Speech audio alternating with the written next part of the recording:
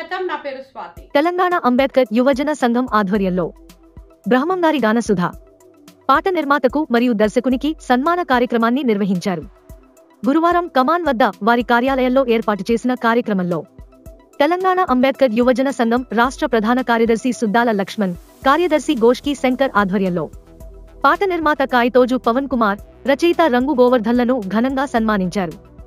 ఈ సందర్భంగా తెలంగాణ అంబేద్కర్ యువజన సంఘం రాష్ట్ర ప్రధాన కార్యదర్శి సుద్దాల లక్ష్మణ్ మాట్లాడుతూ, కాయితోజు పవన్ కుమార్ నిర్మించిన బ్రహ్మంగారి గాన సుధా పాటలో ఒక దళితుడైన కక్కయ్యకు షట్చక్రాలను ఆ పోతులూరి వీరబ్రహ్మేంద్ర స్వామి అంటరానితనంతో ఈ దేశమాల వాసులను ఊరవతల పెట్టగా వారిని అక్కున చేర్చుకుని కక్కయ్య స్వామికి షట్చక్ర సాధన బోధన చేసి బ్రహ్మ జ్ఞానం బోధించారు.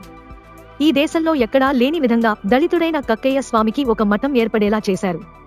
అలాంటి మహిమాన్వితులైన శ్రీమద్విరాట్ పోతులూరి వీరబ్రహ్మేంద్ర స్వాముల వారి చరిత్రను కాయితోజు పవన్ కుమార్ నిర్మించిన పాటలో అద్భుతంగా కక్కయ్య స్వామి వారిని చూపించారని కొనియాడారు. భవిష్యత్తులో కాయితోజు పవన్ కుమార్ మరిన్ని పాటలు సినిమాలో నిర్మించాలని వారు అన్నారు.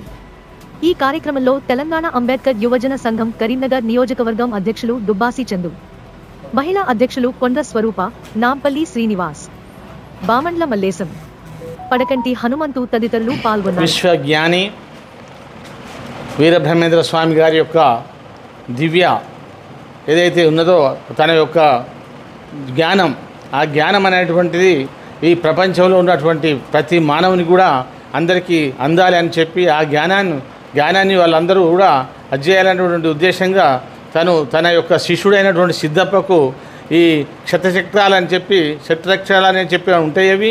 అవి కనబడతాయి మీకు మానవ శరీరం లోపలని చెప్పి తనకు చెప్తున్న సందర్భంలో, ఎవరికి సిద్ధప్పకు చెప్తున్న సందర్భంలో అప్పుడు ఒక దళితుడైనటువంటి కక్కయ్య ఆ సందేశాన్ని తను చెప్పేటువంటి బోధనను విని, నేను కూడా ఎందుకు చేయకూడదు, నాకు కూడా శత్రచక్రాలు కనబడాలి కదా మరి నా మానవ శరీరంలో అని చెప్పి పోయి తన భార్యను ఆయన ఎక్కడ ముక్కలు చేస్తాడు. ముక్కలు చేస్తే తనకు ఏం కనబడింది, ఎందుకంటే ఆయనకు దివ్య అది లేదు కాబట్టి కనబడలేదు.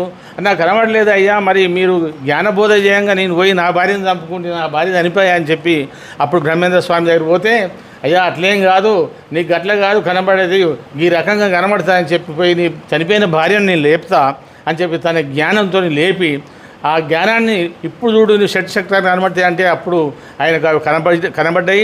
అంటే జ్ఞానోపదేశం అయింది జరిగింది కాబట్టి నేను కూడా ఇక నా జీవితకాలం అంతా కూడా ఈ జ్ఞానంతోనే బ్రతకాలి, నేను తనకు శిష్యునిగా ఉండిపోవాలని చెప్పి కక్కయ్య శిష్యునిగా ఉండడం జరిగింది.